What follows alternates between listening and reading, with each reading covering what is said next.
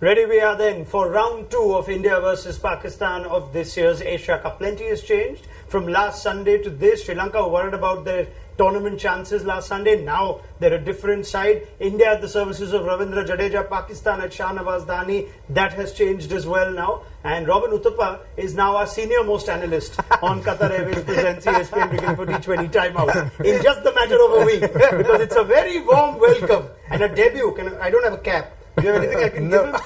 Maybe I'll give him the guy at short leg, or the guy batting there.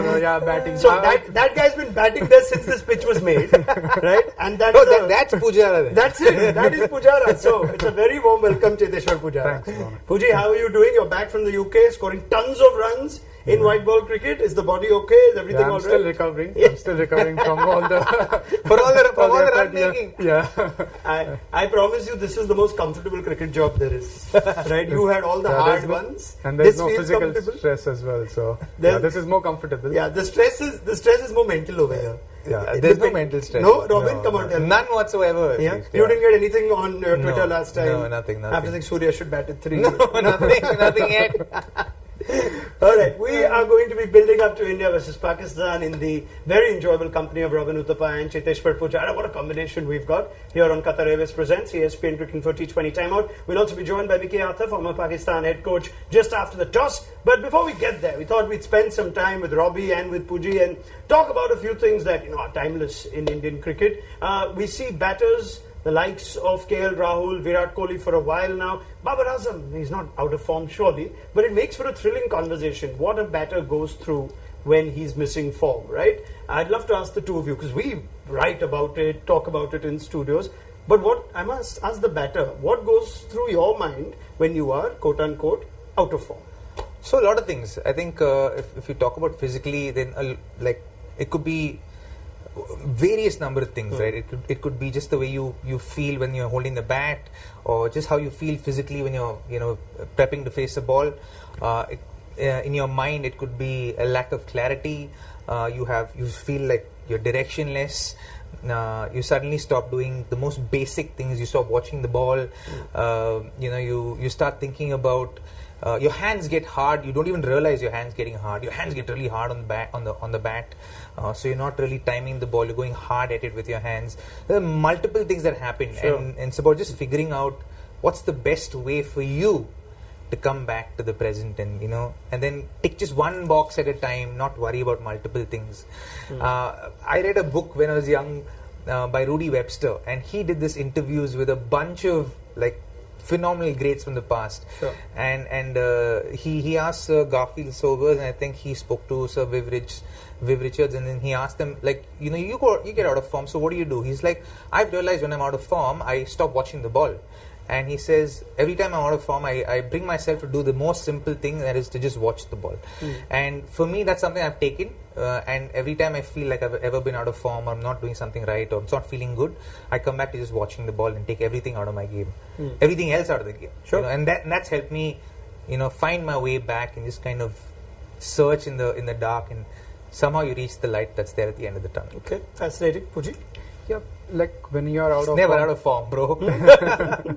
No, but when you're out of form, there's a lot of pressure. If you're honest, when you're playing in India, there's a lot of expectation from people around you, whether it's your family, whether it's your friend, whether it's your fans, teammates. And when you're out of form, you will know that there are people talking. So firstly, I think it's the most important thing I feel is to cut down the outside noise, because when you're out of form, you will get to know that people are talking about you. There might be some criticism. There are people who will back you, but in the end, I think it's the player who has to do the job, and to get back into the form. I think for me, what has worked is match practice. Whenever I've not scored runs, and the moment I've played first class games, whether it's county cricket, whenever I've played those matches and scored runs, that's when I've found my form back. So it's important to score runs at any level. I've heard this from a lot of cricketers. We block out the noise. Is that easier said than done? I mean, you said it yourself. Yeah. Are you telling me even the modern day cricketer, where he's got so much being said about him on his social handles or online, that the modern day cricketer or you yourself have never read something that's being written when you're out of form? Is it easy to block that noise? I think you need to make a conscious effort. When I'm playing for the Indian team during the series, I try and make sure that I don't read any newspapers. I don't open any of my social media accounts to read anything about my game. If it's something funny, I don't mind. But if it's related to my game, I'd never try and read it. So you don't even open Cricinfo then when you're playing for India? I mean, if it's just about scores, then I don't mind. But if there's an article written about me, I won't read it. You won't read it. Robbie, same thing? I mean, is it easy to block out the noise? Yeah, for the most part. I think it's a conscious effort. And I think one of the things I think our seniors told us when you were very young, when you get into the Indian team initially, is that don't read the newspapers. Don't read the back. Whether you do well or you do badly, try not to read it. And I think that just has kind of crept into even social media and all that. So when you're playing, you try and avoid it as much as you can, the good and the bad. You can always relive all of that much later on because it's always there. It's there for posterity. So you can always come back to it at a later point. But when you're playing, it's better to just shut that out completely. Robbie made the point of how sometimes when you're out of form, you're holding the bat harder. I mean, we think batting is about muscle memory. It should come easy to a guy who keeps playing. But do you agree that if you're out of form, there are physical effects on how you bat, whether it's about your feet, your hands, your body? Yeah, it is, and I think it starts with the mental aspect. Mentally, you always feel low, you don't feel confident, and then you start doubting your methods. I think there are times where you start doubting your technique as well. So I think it's important to be mentally strong, and then yes, physically, as Robin said, you will always find all those difficult moments, but to come out of it, I think it's firstly, if you are mentally strong, if you keep believing in your game and keep believing in your technique, then all those things I think that can be taken care of. But if you're mentally still, you're trying to figure out your way, and if you're still doubting yourself, then that will take a little longer time. Yeah, it takes a lot of strength, like mentally even, to be able to shut out everything that's going on outside, and sometimes even everything that's going on within, to say, you know what, forget it, let me just watch the ball. It takes a lot of mental kind of your strength to be able to kind of achieve that and navigate through those areas. I'm sure it's a strength that is tested for a period of time also, because if you're out of form for a few games or a period of time. So at what point does a low score start bothering you? At what point do you start getting worried about your next inning? Is that different from person to person? What was your experience? I think it's not just about the scores. I think how you bat is also makes a big difference, because when you are walking out in the middle as a batter, you always know that you are not giving your best, or you're trying your best, but the results are not there to be seen, and you're not able to live up to the expectation. So it always differs from player to player of how long will one take to come out of that form. But I think it's always about maintaining a good routine, having that discipline, to trust yourself of what you have been doing in the past, which has given you success. I think you just need to continue that. But how long can you do that? How long will you not? I mean, if your scores are not good enough, if you're not batting well, then there'll be a time where you will start doubting yourself, and you might try and figure out different methods to what you need to do. Do you seek out someone in particular? Would it be the senior most player in the team? Would it be an old coach from your, say, under 19 days or your school days, etc.? Is there someone in particular that you seek out, who you trust? Do you go to someone else, or is it supposed to be something you figure out yourself? So I think each person has have their own method to their madness. For me, it's always there's someone that I fall back on. I go back to a coach of mine or a mentor of mine, and always have a conversation as to what I'm going through, what I'm feeling, discuss stuff with them, and then I kind of get to where I want to get to, or at least try and achieve getting to that place, right? And I think self-awareness is a big part of getting there as well. Sure. So I think if you're not aware of when you're batting well, what are the things you're doing right, and then then when you're out of form, coming back into form is going to become quite hard. So if you know and understand your game, you know what works, what are the processes that are in place that makes you successful as a batsman. If you have that in place, then you can always fall back on that, and then over a period of time you realize, okay, this is what happened, this is the pattern, and then you kind of circle back. And it's a cyclical thing, so you keep going in and out, and then you just have to figure your way back out. So the more self-aware you are, and you know your game a lot more, the easier it is to come back on top. Puji, what about you? I think it is important to speak to the coaches you trust in. You always want to find out if there are any technical flaws. But lately what I've understood is it's not just technique. Mainly it's about having that mental strength, and then yes, you need to look at what you have done in the past, what kind of technique you were having when you were successful, what kind of routines you followed, what are the methods or what kind of preparation one used to do when one was successful. So I think you always have to fall back onto what has given you success, because there are times as a cricketer when you are playing so many matches, your technique or your game plan changes, and there's a lot of video analysis as well. So the opposition is studying on your game, and if you're not adding few more shots in your game, there are times where you get stuck. They will always try and block your strength. So you need to come up with few more shots, have few extra shots, and add little more into your game. So yeah, that has personally worked wonders for me when I've added few more shots in my game, maintained a good routine, because I'm kind of a person who believes a lot in maintaining a good routine and having a disciplined life. All right, fascinating. Now, I must ask you this. Is it harder for a great player to come back when he's out of form? We speak of Kohli, KL Rahul, but Kohli in a league of his own has never seen this patch before. Here he is now out of form. Now, knowing the guy, I wonder if he's the kind of guy you've ever spoken to, say, about this subject. How does a batter find form when he's not in it? How do you think he'd be dealing with it? I think it is tough because, he's someone who has scored so many runs for the Indian team in all formats. So expectations are always high. I mean, everyone, even if his good 30s and 40s are never recognized. I think if he has to come back into form, it's always hundreds people are expecting. So it's not easy mentally. Physically, I think when it comes to technique, there's the margin of error is very less. When you are a good batter, I think most of the times you will, if you are nicking a ball, some of the batters will miss those balls, but a good batter will always nick those because they are getting quite close to the ball. So technically, if you are sound, I think the margin of error is very less because your concentration level is always there. But there are times where mentally, you are wanting a lot from yourself, but you are not able to deliver. So it is a bit of a battle. But I'm sure, you need to fight that battle and come out of it. How you do it, I think it's always a personal choice. Very well. Well, we're going to come back to this conversation. I tell you what, because we have to take some time now to go back to the game. Great conversation with Robin Uthappa and Cheteshwar Pujara. The toss has gone down at Dubai, and it's a toss that has gone Babar Azam's way. Pakistan will be bowling first. There are changes that are forced for both teams, and we'll come to those big changes. We'll also, in a moment, welcome Mickey Arthur, former Pakistan head coach, with us, and I wonder if he's still got his green tea on. We'll find out in just a moment. But anyway, let's get reactions on the toss itself, though. Pakistan bowling first. Does that make this challenge even harder now for India? No, I think winning the toss is a no-brainer. It definitely makes has India's job cut out for them, and they have to go about their getting 190 again. Now, how they're going to go about doing that is going to be what we're going to sit and analyze once that first innings is done.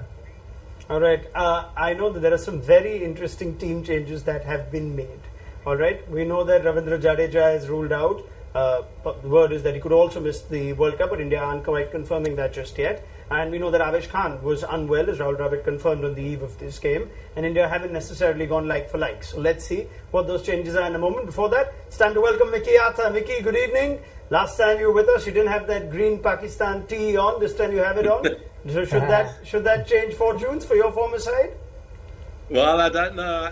Afternoon, everybody. I think it's going to be a really good game. As we said yesterday, I think 50-50. I see Pakistan have won the toss and bowling, which possibly a slight advantage if they expect a little bit of dew. But I'm thinking it's going to be a fantastic game of cricket today.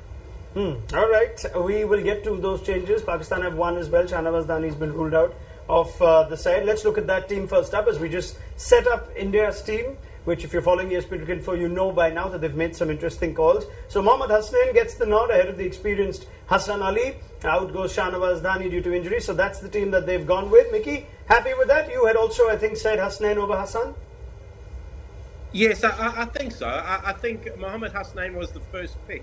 Hassan Ali came in as a replacement, so you've probably got to do that. So pretty stable side, obviously with just the one enforced change. All right, simple as that. We liked what we saw of Shahnawaz Dani, didn't we, in the last game? I liked him. I think he's a little bit of a character, and he's got a little oomph about himself. Yeah, so I think he'll be quite refreshing for world cricket. I'm quite disappointed actually that we don't have a left-arm fast bowler now, because we always had these challenges, these conversations come in our studio, right, when a left-armer does something to the top order. But I guess that plays into India's hand. Now, what about India's changes? Now, Hardik Pandya returns, that is no surprise. But in spite of Akshar Patel being called up to this team as a replacement to Ravindra Jadeja, India have gone with Deepak Hooda, and they have also played Ravi Bishnoi for Avesh Khan.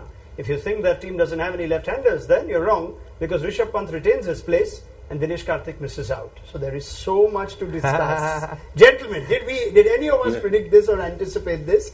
Let's find out. That is the team they've gone with then. Pant will keep his place as the lone left-hand bat in that Indian batting lineup. Hardik Pandya, of course, returns. Deepak Hooda's first Asia Cup game. And you got Ravi Bishnoi in what is now a two-man wrist-spinning attack between Yuzvendra Chahal and Ravi Bishnoi. Bhuvneshwar Kumar and Ashdeep Singh to carry the rest of the bowling workload along with Hardik Pandya. Robbie, first thoughts on that? So I called Deepak Hooda and Ravi Bishnoi. Okay, I missed out on that Rishabh Pant call, right? Yeah. So and then there was a little pushback when I said DK ahead of Rishabh. Yeah. But I get from whom? From me? No, from you. Yeah. From Puji. I was speaking to somebody else. When he says he called it, means he called it on our show. Eh? When he said I called Deepak Hooda and I called Ravi. Oh yeah. So for anyone doesn't understand, that's what I mean. in our pre-discussion, yes, I was saying I think Ravi will play, and then I thought Hooda will play because they have two left-handers who are in some great form. Kushtil Shah's in some superb form. Fakhar Zaman's in great form as well. So I think you need an off-spinner there. He plays that role. He's in some scintillating batting form himself. He's a superb fielder, Deepak Hooda. So for me, he should actually walk into any T20 side that India have. Yeah.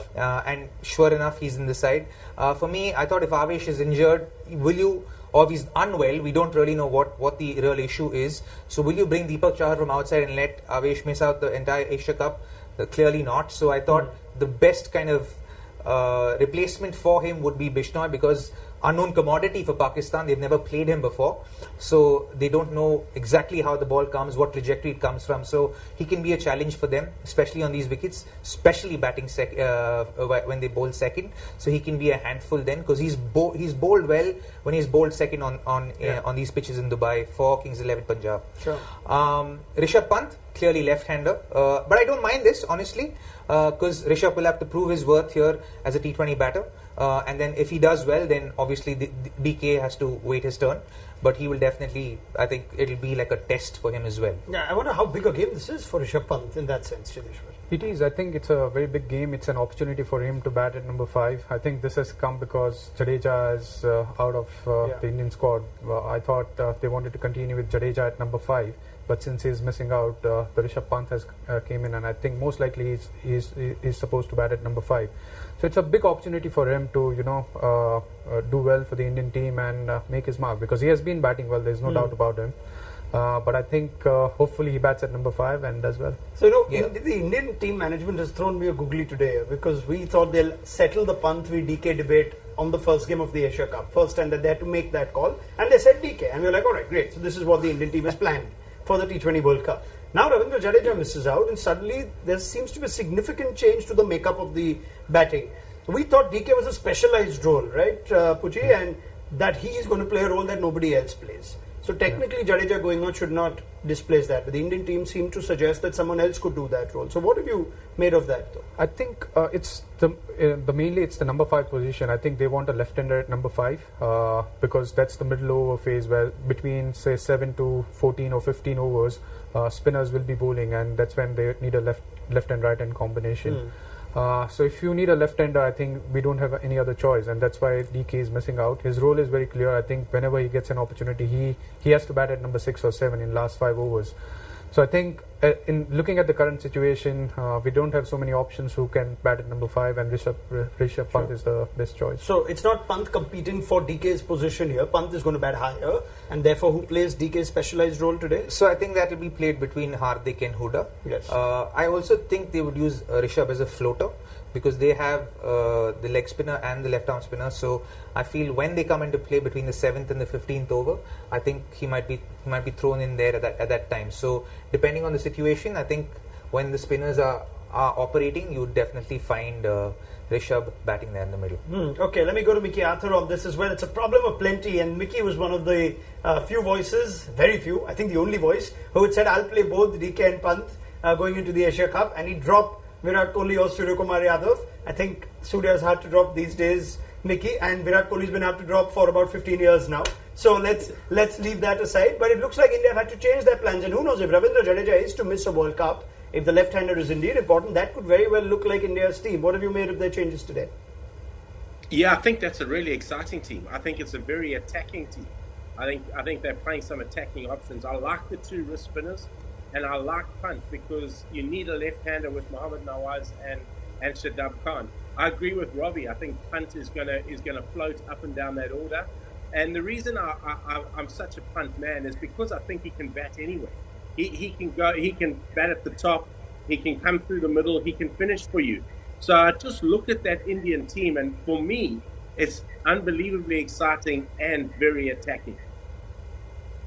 All right. So Rishabh Pant finds his way into this team. This could perhaps trigger another conversation here. If you are thinking about India's World Cup almost with every game that's being played, as a number of us are, and if you're thinking now, what does Ravindra Jadeja's absence do to that Indian team? We've got an indication today that it will change certain bases, given they won the left-hander. Could it be only for Pakistan because of the nature of their spinners? That's something we have to consider. But Gaurav Sundaraman tends to bring out and break down the numbers as he does on this show. He tells us trends and patterns and things that we don't always look at firsthand. And this time he's dug up quite a bit on Ravindra Jadeja. So let's go to GS and see what he's got for us. Guys, it's a big game today, India and Pakistan. However, there was big news that Jadeja is going to miss this rest of the tournament and may miss the T20 World Cup. Is Jadeja going to be such a big miss for India?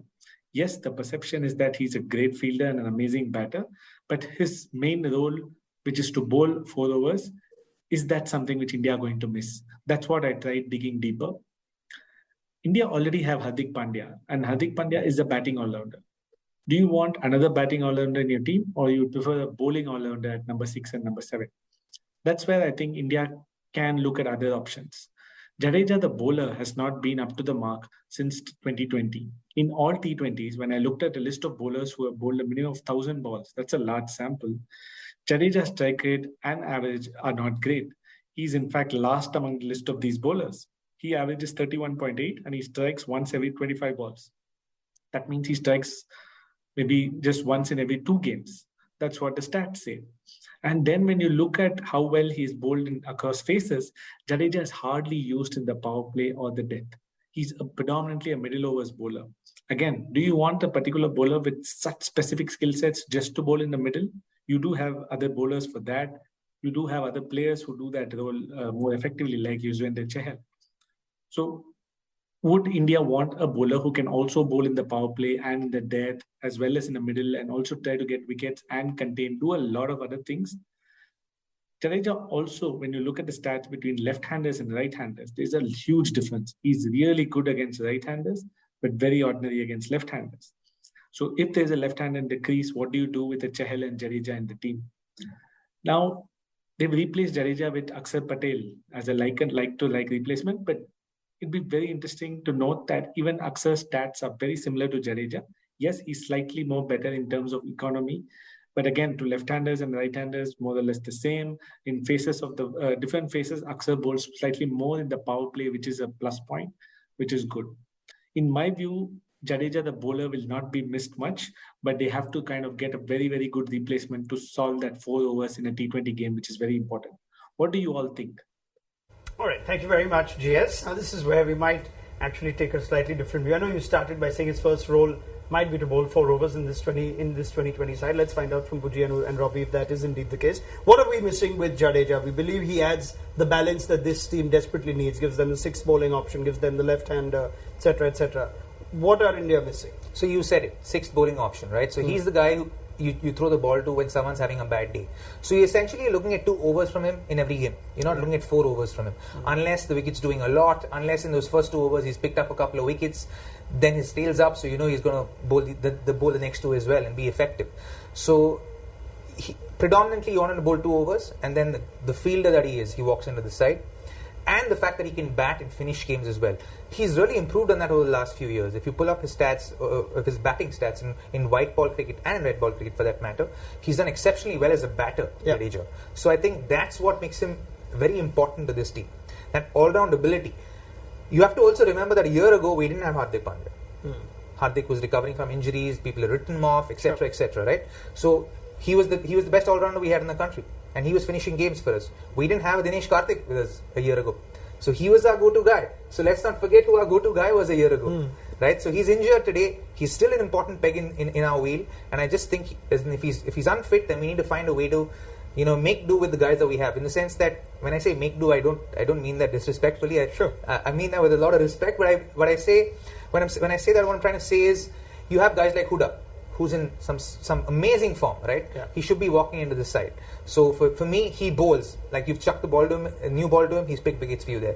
He's bowled in the middle, or he's bowled in the middle overs. You've thrown him up the order to open the batting, he scored runs for you. He scored 100 there. He's batted in the middle order, he scored runs there for you. So he's done whatever you needed him to do, ticked all the right boxes. So for me, he kind of walks into that spot automatically. He fills in Jadeja, who's like for like for me. Okay, and you've said this, that you think Jadeja's position should be challenged by Deepak Huda, whereas we tend to look at Deepak Huda as a top 4 batter, which is how India has used him as well. And but I think he's got that extra skill that's been underutilized, which I think should be utilized. That's his bowling. And maybe this is Puji, please. I think, look, Deepak Huda I only see him batting at number 7 or 8 for India, so I don't think he will be bat up the order in this team. But if we look at Ravindra Jadeja, I think, as Robin said, we are missing a good batsman, because lately he has scored many runs for CSK and even in the Indian team, and especially in T20 format. The last 5 overs he has batted really well. So if we look at his batting, I think we are missing that. And I mean, he's a great fielder. He's probably one of the best in the world. So I mean, when we look to replace him, I think personally I would see Akshay Patel going forward, because if we are talking about the World Cup, if he is not available, hopefully he is, but if Ravindra is not available for World Cup, we'll need a left arm spinner. So you're saying that this team is better suited with Akshar Patel over Deepak Huda. Let's assume he's not at the World Cup in Australia. You still think Akshar is better suited to balance this team than a Deepak Huda? Yeah, I would say so, because if we are looking at someone who is our 6th bowling option, I think Akshar Patel can get 2 or 4 overs. Maybe Deepak Huda can bowl 2 or 3 maybe. I don't think he can bowl his full quota of overs, but he's a better batsman than Akshar. What was your idea of what Jadeja's first role is? Is it batting or bowling? Because if it's batting, it looks like the team has gone for the better batter. If it was bowling, I think there's an argument to be made that Akshar has a better T20 bowling record than even Ravindra Jadeja. So does the team tends to look like they want the batting of Jadeja more than the bowling of Jadeja? You seem to think that the left-arm spin is equally important? I think so, because in the World Cup we need a bowler who can, I mean, if someone goes big, if someone is not bowling well, then you need your 6th bowler to be, capable enough of bowling 4 overs. All right, Mickey, give me your thoughts on that as well. India going for Deepak Huda ahead of Akshar Patel, who on paper at least is a like for like to Jadeja.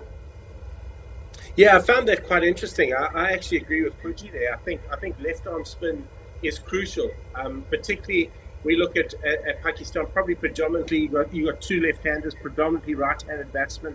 I think left arm spin, when you set up a team, is very, very crucial.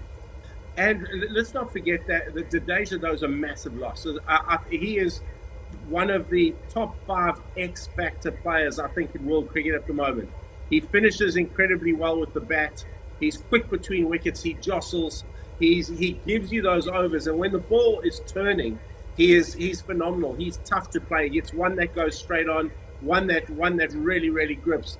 But then he is unbelievable in the field, and as Puji said, I think he's if not the best fielder in world cricket at the moment. So he is a massive loss. I always do like a left-arm spinner though, because I just think it gives you so many more options. So why would you need a left-arm spinner when you have 2 leg spinners in the side already, Mickey? Yeah, for today. Yeah.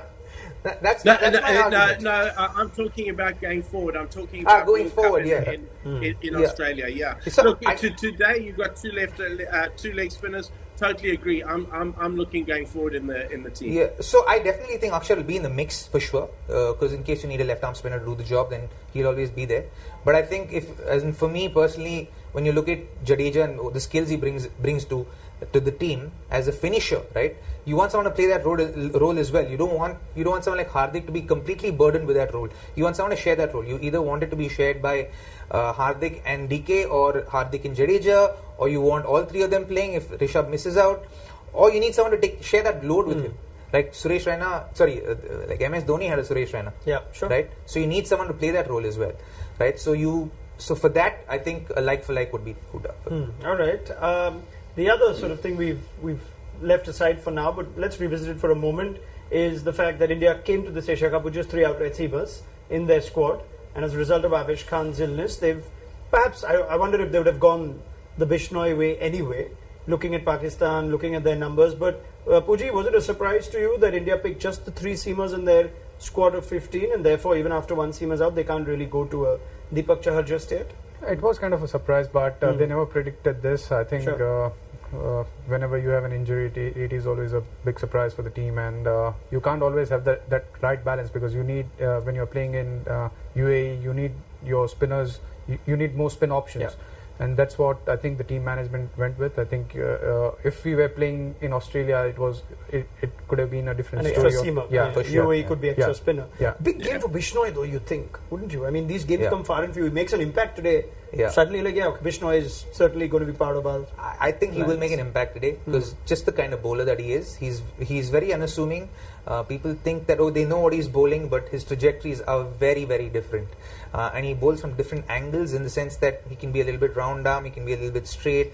He's working on bowling the leg spinner now, so I don't know if that's working in his repertoire the leg spinner's now working on bowling the leg spinner. He was always a googly bowler. Yeah. So I just feel like it's something that, Pakistan haven't played before, right? So it's going to be interesting to see how they negotiate him. All right. And Bishnoi over Ashwin for you, Puji? I think especially in this game, it makes sense, because they have left-handers as well. So even if he has to bowl against left-handers, he has that googly. And with the right-handers, I think is far better off. Even if we look at the stats in T20s, leg spinners are always effective. Yeah, we in fact had this chat before we even knew Mickey yesterday that Avesh Khan was unwell, didn't we? And we thought even tactically that it made sense to play Bishnoi over one of the seamers. This is going to test the numbers that we brought up for Pakistan before as well, their ability to take spin on. Yeah, look, it is. It's definitely going to test them. And the more cricket you see, the more franchise cricket you keep watching, the wrist spin through the middle, a genuine wicket taker, wrist spinner through the middle is crucial. Ravi Bishnoi, I think is again X factor. I think he's a wicket taking bowler.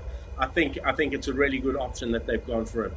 All right. Now, if you're concerned that India have lost this toss, India lost tosses in that T20 World Cup, key ones against both Pakistan and New Zealand. They won the toss last time in the India-Pakistan fixture in the group stage, but this is a different Indian team than the one that played in that World Cup. We look at their numbers batting first since that World Cup. India winning 81% of the times and batting second 88% of the times. Now, if we just try and break down the periods of play, you could see that till the T20 World Cup in 2021, numbers have significantly improved. The run rate is up. You could see the boundary count as well has been lowered. So, the balls per boundary is lowered. So, India are playing the power game that they've committed themselves to. There were occasions against Pakistan and New Zealand that spinners were used to try and choke India's acceleration. That seems to have changed. So, suddenly, if you look at the new Indian team, can I call it that?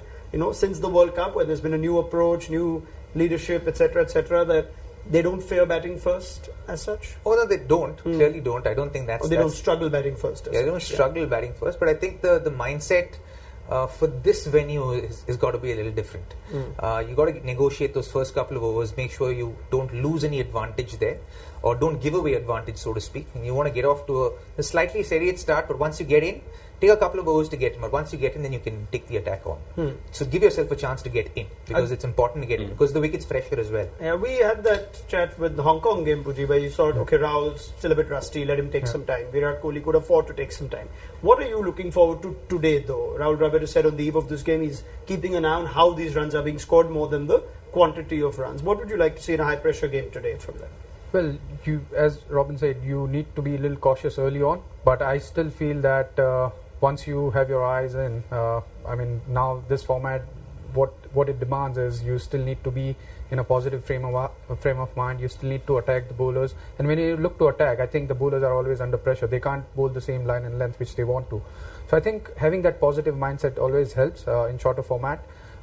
Yes, I do understand that KL and Virat, they are a little cautious. Sure. Even Rohit, if we look at top three, They haven't been scoring as many runs as we want them to. But I think the best way to get back into the form is to put pressure on the bowlers. Yes, you need to play a few balls early on, but try and put pressure back on them. Yeah, you see them going hard now, knowing what Suryakumar Yadav is doing after them. That you can't necessarily keep him waiting. I wonder if the Hong Kong game would have at least reminded them of what their approach needs to be. On a good hard T20 wicket for sure, without a doubt. Sure. But on this wicket, I think the approach should change a little bit. It's about having wickets in hand so that you can get runs at the back end of the innings, because you want to get to 190 because you know 190 is a winning score here, right? And even that can get close with good teams. So you want to make sure you give that cushion of 10-15 runs to yourself as a team. Ideally 175, 180, but 190 is what you want to be getting at. So how do you get that? How do you construct that? You want to get off to a good start, ideally to about 40 or so without a loss in the first 6. Build from there. That 7th to 10th or to the 13th over is going to be very crucial for India. They haven't lost a wicket in that first 6. They want to maximize the second 6 or 7 overs. That's the area of play that they want to get as much as possible, so that propels them to get 180, 190. That's the view you've been endorsing, Mickey, for a while, haven't you? The way Pakistan get their 190s, they aim for 160, and then if things go well, they go to 170, 180, 190 at times too. So are we going to be our fans that are expecting India to go bang bang, go hard, play the power game in this game? Are they going to be disappointed because it requires old-fashioned 2020 cricket again? No, I think Robbie summed it up. I think it's about constructing an innings. You need to be able to get yourself in. You can afford up front to give yourself a little bit more time, because you'll catch it up at the back end in these conditions. Also, let's not forget that it's a pretty inexperienced Pakistan new ball bowling attack. I mean, we talk about Hasnain coming back in. You've obviously got Harris Rauf, and Nazim Shah's playing his 3rd game. So they will give you opportunities to score without you having to go and find them. The key, though, as Puji says, is maintaining that attacking mindset. So maintaining that intent. Keep looking to score. Keep looking to push the field hard. And that will force pressure back onto the bowlers, and then you will get some bad balls because it's a young, inexperienced attack.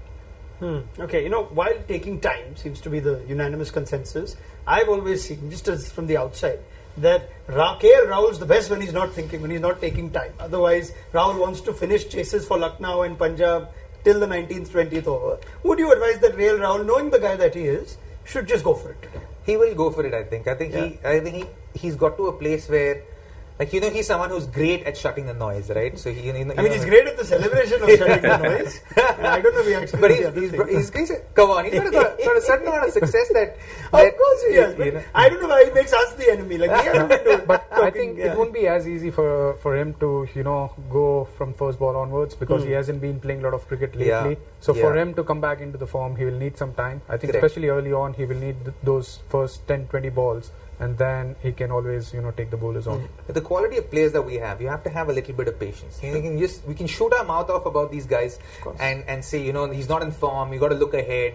But come on, my question is the same. Would you have an informed KL Rahul open the batting with Rohit Sharma or anybody else in the world? Yeah. In the world, not just India, in the world. Oh God, no. Rahul has to play. We just want him to play fast. Just give him some time. Rahul's going nowhere. No one should not play Rahul. We don't think we said that. But for him to get back to the form, I think he needs that time. Yeah. Because if you look at some of his innings, he starts slowly, but he always catches up. So if he doesn't get out, he will score a big one. All right. Sure. So let's get into that as Rohit Sharma and KL Rahul walk out for what's the first Super 4 game for these sides. Plenty at stake now, remember. You're up against, of course, there's Pakistan, there's a renewed Sri Lankan side, and Afghanistan are not going to be pushovers either in this tournament, so these points are vital. Let's get a first innings prediction. Mickey Atha, let's go to you first up. Follow the trends and patterns of Dubai. What are you expecting India to get today? Yeah, I'm expecting India to bat well. I think with Deepak Hooda in, they've certainly lengthened their batting. I expect them to be up at around 180. All right. Robin Uthappa? 170 to 180. Cheteshwar Pujara? I'll go with 180. 180. All right. Let's see how close India get to that 180. It should make for a fascinating conversation half time with Mickey Atha, Cheteshwar Pujara and Robin Uthappa on Qatar Airways presents ESPN Cricket for T20 timeouts. So do join us there.